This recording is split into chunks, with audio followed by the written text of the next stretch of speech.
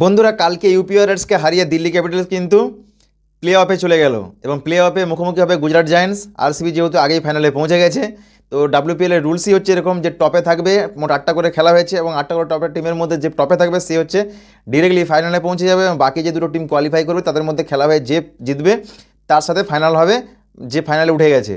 তো এবার 2026 T20 world কাপে প্রথমে ফাইনালে উঠেছে আরসিবি।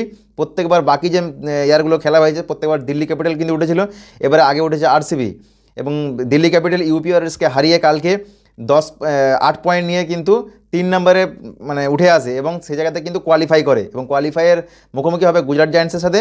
যে জিতবে তার সাথে আরসিবি ফাইনাল। তবে দেখা যায় 2026 সালে নতুন যদি কোনো টিম ডাব্লিউপিএল পায় সত্যি খুব খুশি হব, কেননা মুম্বাই ইন্ডিয়ান্স দুবার পেয়েছে, আরসিবি একবার পেয়েছে। তো এবার যদি যাই হোক দিল্লি ক্যাপিটাল যদি পায়, মানে আগে জিততে হবে গুজরাট জায়ান্টসের বিপক্ষে, তারপরে ফাইনালে গিয়ে আরসিবিকে হারাতে হবে।